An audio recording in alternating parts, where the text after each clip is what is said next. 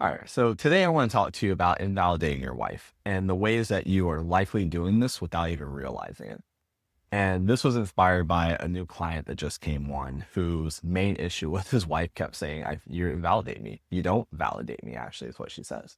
Like, you don't validate me. And he was like, he was really struggling with this concept. And I get it because for men, the things that invalidate our wives, usually those same behaviors work for us in the other areas of our lives, like with other men in our workplace, things like that.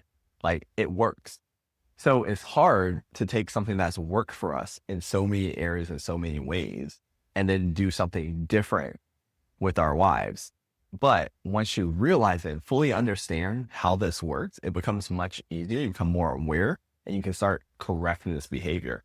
And if you're trying to fix communication, rebuild connection, like, this is a key thing you have to eliminate, right? It's very hard to rebuild emotional safety, communication, connection without fixing invalidation. So on this video, I'm going to show you the common ways. I'm going to show you why, and I'm going to show you what to do instead. So let's first talk about why invalidation is such a problem. Well, invalidation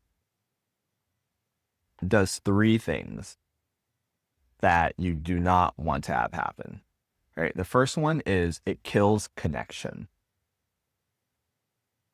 It kills connection because when somebody feels invalidated, like their feelings aren't okay, and that's what invalidation means, just to be clear, it's you telling somebody that how they feel is not okay at its core, is not valid, how they're feeling. So when somebody tells you how you feel is not valid, you feel disconnected from that person. So it kills connection. It also keeps emotions trapped. And what I mean when I say that is those feelings that you're expressing to somebody, you're saying you're feeling, by somebody saying you shouldn't feel that way, it causes you to suppress it. It's like, oh, you can go into a shame response, you can hold it, you can trap it in. And that is the genesis of building resentment. Right? When somebody feels like their emotions aren't okay, like you are denying their emotions, you are saying that they shouldn't feel that way, it can trap it down, and then that leads to future resentment. So a lot of cleaning up the past is revalidating those feelings that somebody had that you invalidated back in then.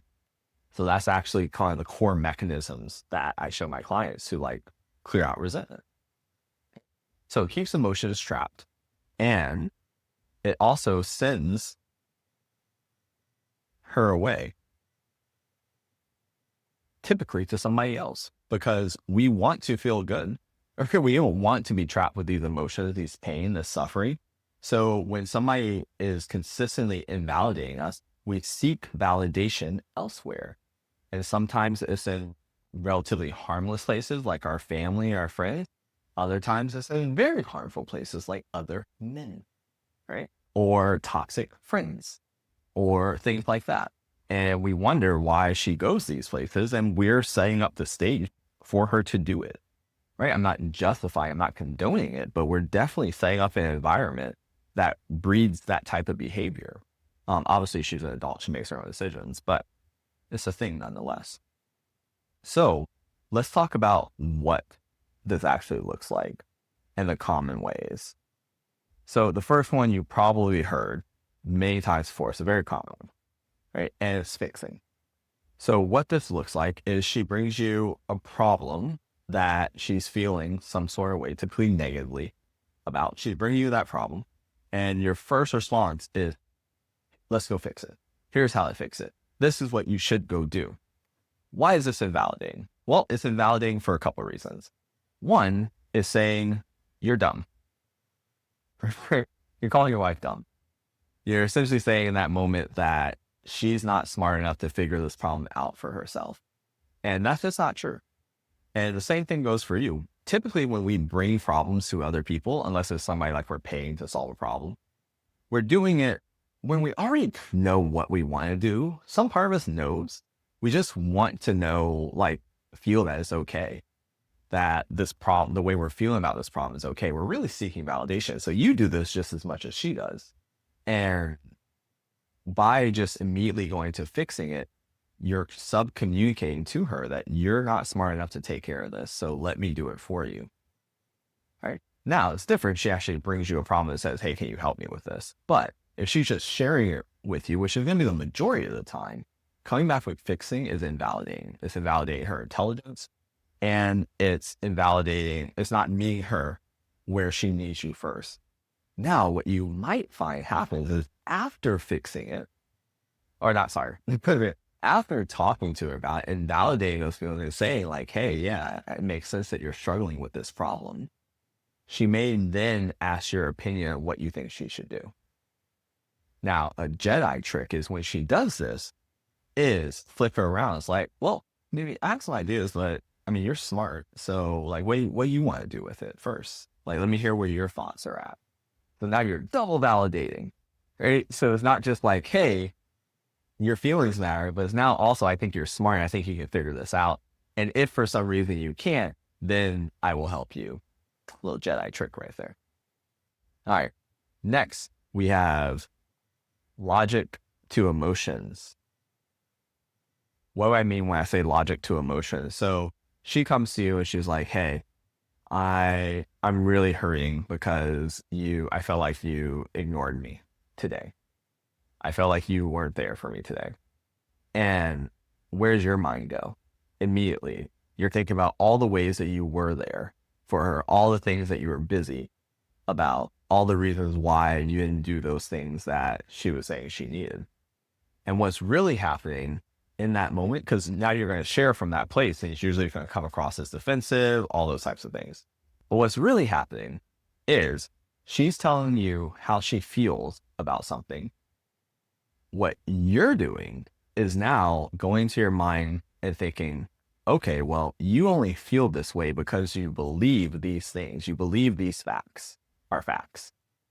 But your facts are wrong.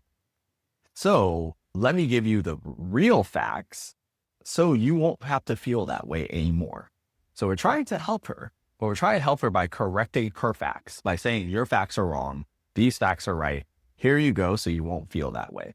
And that never works. It never works unless we're doing something extreme like she believes her mother died and you got a call from the hospital saying her mother's still alive. That works. But beyond something like that, it just doesn't work, right? You have to meet the feelings first. And really this is validation at its heart, is you got to prioritize feelings. Feelings first, facts later.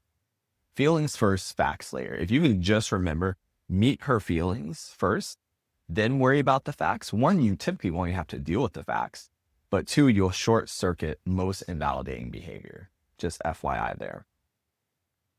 Next one, and I see this commonly with guys who had very strong like masculine childhoods where like their father maybe was military and like squashed this, but it's dismissing emotions.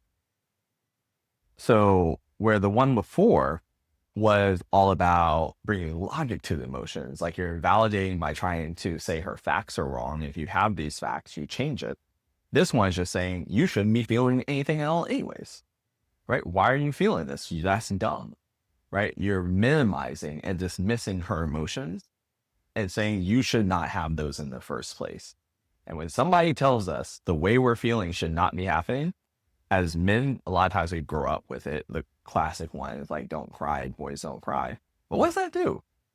Right? You don't feel good. You don't feel connected to the person, right? There may be situations like in war and combat where that's necessary, right? But in a relationship, all that yields is further disconnection. All it does is create further disconnection. We don't want that, right? Relationship is a connection game. You want to be connected. So we're eliminating disconnecting behaviors. So dismissing emotions. Next, when you don't seek her perspective. And this one's a little different. It's not happen across the board. But one of the things that we talk about a lot is that leaders make decisions. And your wife wants you to make decisions as long as you're confident. Key point.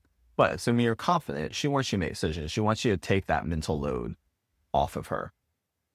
But that doesn't mean she wants you to do it unanimously, like become a dictator, right? What I find the balance that works best, both in my marriage and my clients' marriages, and most people that I see all year round, is you seek her perspective on things, get her what she thinks, and then combine that with what you're thinking, and then make the decision. But when you just unilaterally make a decision, that becomes your norm. It's basically saying, I don't value your perspective, right? Which invalidates her perspective. It invalidates that she has something to contribute to it. So you have to be careful here. And there's a balance here, right? There are times where you just need to make a decision.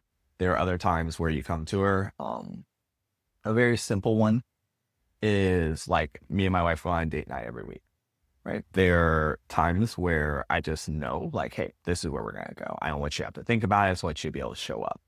And there are the times where I'm like, you know what? I'd like to hear your perspective on what you're craving this week. What would be exciting? What would be fun to you? Right? So I'm kind of want just unilaterally to make every decision for every date. And I seek out her perspective. And she appreciates that because now she gets to contribute to our dates in a way, but she doesn't have to do anything. She just gives her perspective and I take it from there. So that's like a really simple one. Obviously we can go into a lot of examples of this, but I think you get the point. All right. And last, and this is a big one, especially in men who are trying to save their marriage and their wife is shut down, right? You deny her desires, right? You deny, and this is such a big one. I'm going to star it. And, here, you deny her desires. And what does this mean? Is she's expressing a need that she has. Let's say, to leave you. And what do? You say that feeling's wrong. You shouldn't want that. Why are you going to blow up our family for this? Right? Things like that. And you're denying her desires as being valid. What does that do? Well, nothing good. Okay. And this is, like I said, it's probably one of my more controversial things that I talk about. But I don't believe in fighting her leaving. I really don't, because when you do, it just turns you into a villain that she has to overcome. And nobody wants to be a villain, right? And nobody wants to build a new connection with a villain. So it's really important that you are seen as somebody who is a champion of her desires while still advocating for what you want at the same time, right? You have to do both. So whenever you're denying her desire, it's not just about this. It could be anything. It could be her wanting to go back to school. It could be her wanting to go make new friends. It could be her feeling like she wants to be more than a stay-at-home mom. All these types of things, like we want to be a champion of her desires. We want her to feel like we want her to have what she wants because we love being around people who wants us to have what we want. I was thinking of a client just recently, actually. His wife, him and his wife, she's like, hey, I feel like I need to move out. Like I need to move out for us to actually heal and come back together. I still want the marriage, but I gotta move out. And he was really struggling with it. And throughout this process, we had to make sure he wasn't the villain in there. And because he's been an ally with her versus a villain, she's not an ally with her getting what she wants. She's opening up. They're having deep conversation. They're talking in ways they haven't talked in a decade. And she's really opening up. And it's really important that you do not deny her desires because I just don't ever see it working. But that's my personal opinion. Take it with a grain of salt. All right. Yeah, that's actually all I got for you. Oh, if you want some more help with this, I have a link to tons of resources down below. If you're tired of doing this on your own and you want some additional help, just click the link, reach out. We'll see what we can do for you. All right. I'll see you on the next video. Take care.